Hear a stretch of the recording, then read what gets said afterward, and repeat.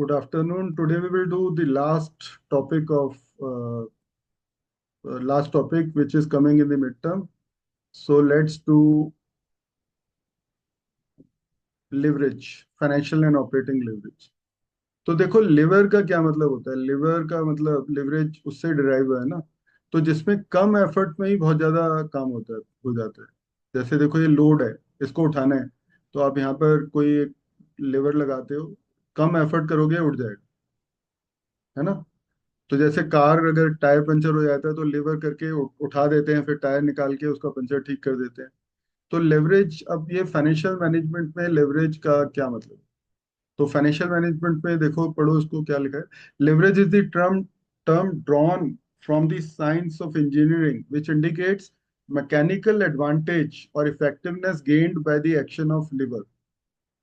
The financial terminology leverage is indicative of advantage or disadvantage due to which a slight increase or decrease in the volume of output or debt financing causes a much more increase or decrease in the profit of the company. तो अब इसको समझने के लिए हम क्या करेंगे। ये डेट इक्विटी रेशियो से रिलेटेड है। बोल रहे हैं डेट थोड़ा सा बढ़ाओगे तो उससे आपका प्रॉफिट बहुत जम कर जाएगा। वो कब होगा? अगर आपकी return on investment interest rate से ज्यादा है तो पहले हम क्या करेंगे, पहले हम फाइनेंशियल लिवरेज, ये मैं स्क्रीन छोड़ देता हूँ, या इसका फार्मूला अभी कर लेते हैं। चलो पहले यहाँ से कर लेते हैं, ये बुक खत्म कर लेते हैं। तो ये लिवरेज, ऑपरेटिंग लिवरेज के दो फार्मूले होते हैं।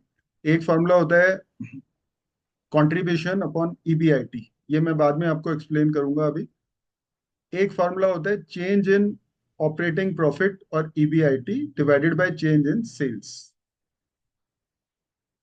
तो इसको बोलते हैं degree of operating leverage, change in EBIT divided by percentage change in sales. या फिर सिंपल फार्मूला है ऑपरेटिंग लीवरेज का, contribution upon earning before interest and tax. अब हम चलते हैं फाइनेंशियल लीवरेज में। इसको मैं एक्सेल शीट में क्वेश्चन करके दिखा दूंगा, बड़ा सिंपल है। फाइनेंशियल लिवरेज, देखो फाइनेंशियल लिवरेज का फॉर्मूला है earning before interest and tax upon profit before tax. या फिर degree of financial leverage percentage change in profit before tax divided by percentage change in EBIT. बस इसमें कुछ नहीं किया है, इस फॉर्मूले को उलट दिया है। ईबीआईटी अपॉन पीबीटी है ना, पीबीटी को ऊपर ले जाओ, percentage change in PBT divided by percentage change in EBIT. और कंबाइंड लिवरेज क्या होता है? कंबाइंड लिवरेज होता है operating leverage multiplied by financial leverage, दोनों को मल्टीप्लाई कर देते हैं तो कंबाइंड लिवरेज आ जाएगा।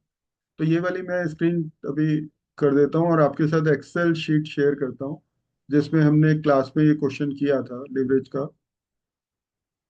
तो ये हमने क्लास में क्वेश्चन किया था। इसमें देखो आपको ब्रेक इवन पॉइंट वगैरह ये सारे फॉर्मूले आने चाहिए। जैसे हमने ये एग्जांपल किया था कि मान लो कि अमन का एग्जांपल लिया था कि अमन आइसक्रीम सेल करता है योगदा सत्संग कॉलेज के गेट के सामने। अब गर्मी आ रही है तो वो रेडी लगाएगा, और वो रेडी का जो किराया है, वो किराया है उसका 5,000 रुपये। 5,000 रुपये में रेडी लेके अब उसको कितनी आइसक्रीम बेचेगा ताकि उसका ब्रेक इवन हो जाए। तो वहां पर वो सत्तू का भी बनाते हैं ना, ड्रिंक। और तो ऐसे उसके पास ही वो अमन की भी रेडी लगेगी। तो वो अगर 1,000 आइसक्रीम बेचता है, अब उसको एक ही तरह की आइसक्रीम है कुल्फी टाइप की, 6 रुपए की वो खरीदता है और उसको बेचेगा 10 रुपए में। तो इसमें हमने जब मैनेजमेंट अकाउंटिंग किया था तो ये पढ़ा था sales minus variable cost is contribution. उसकी वेरिएबल कॉस्ट है price of the ice cream which is 6, selling price is 10, तो कंट्रीब्यूशन कितना हो गया? 4 हो गया। अगर वो 1,000 आइसक्रीम बेच रहा है तो 1,000 × 10 सेल्स हो गई 10,000, और वेरिएबल कॉस्ट कितनी हो गई? 1,000 × 6, 6,000। तो कंट्रीब्यूशन हो गया 10 - 6, 4,000। I hope contribution is clear. अब उसके दो तरह के खर्चे हैं। पहले तो वो रेंट दे रहा है विच इज 5,000। अब जैसे उसका 4,000 का कंट्रीब्यूशन है, 5,000 का रेंट देगा तो उसका पॉकेट से उसको 1,000 रुपए देने पड़ेंगे। ईबीआईटी नेगेटिव होगा, यानी कि he won't be able to do business. अगर वो 1,000 आइसक्रीम बेचता है तो उसको बंद ही करना पड़ेगा। और उसने लोन लिया हुआ है जिसपे उसका इंटरेस्ट आ रहा है 600 रुपीज का, वो 600 रुपये भी अपनी पॉकेट से देगा तो उसको लॉस हो जाएगा, प्रॉफिट बिफोर टैक्स की जगह लॉस हो जाएगा उसको। तो उसको अपनी सेल बढ़ानी पड़ेगी। मान लो उसने सेल बढ़ा के 1400 आइसक्रीम कर दी, 1400 में तो ब्रेक इवन हो रहा है। ब्रेक इवन पॉइंट का फॉर्मूला क्या था? No profit no loss, fixed cost divided by contribution per unit. तो फिक्स्ड कॉस्ट उसकी कितनी है? फिक्स्ड कॉस्ट है 5000 प्लस इंटरेस्ट भी फिक्स्ड कॉस्ट है, तो 5600 divided by contribution per unit is 4। 5600 divided by 4 कितना हो गया ब्रेक इवन? 1400 आइसक्रीम। तो 1400 आइसक्रीम में उसका नो प्रॉफिट नो लॉस हो जाएगा।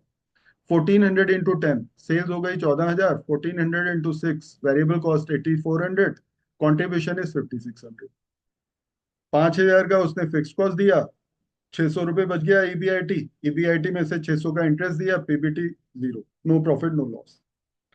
अब मान लो कि उसने सेल बढ़ा के, ये मैं दो कॉलम को हाइड कर देता हूँ, अभी उसकी 3000 आइसक्रीम बिक जाती है मान लो।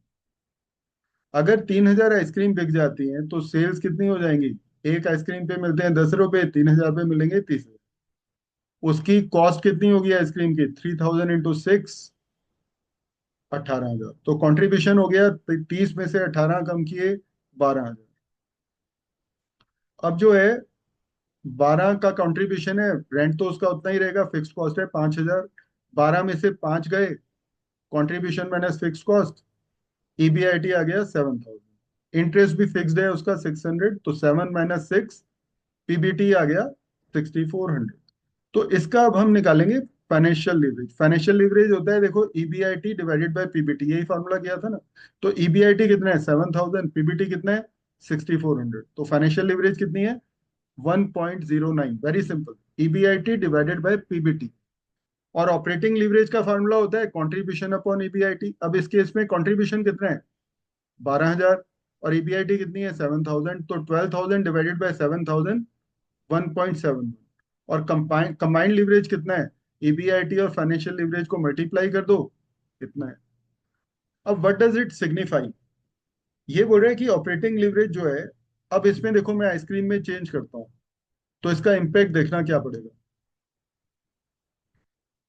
2000 आइसक्रीम कर देता हूँ, तो इसका रिस्क बढ़ जाएगा। देखो, 2000 आइसक्रीम हो गया तो सेल्स हो गई 20000, वेरिएबल कॉस्ट हो गई 12000, 2000 इंटू 6, कॉन्ट्रीब्यूशन 8000। तो इसमें फाइनेंशियल लीवरेज है 1.25, और ऑपरेटिंग लीवरेज ज्यादा हो गई। रिस्क बढ़ गया ना, ओवरऑल रिस्क बहुत ज्यादा हो गया। ऑपरेटिंग लीवरेज क्या सिग्निफाई करता है? Business risk.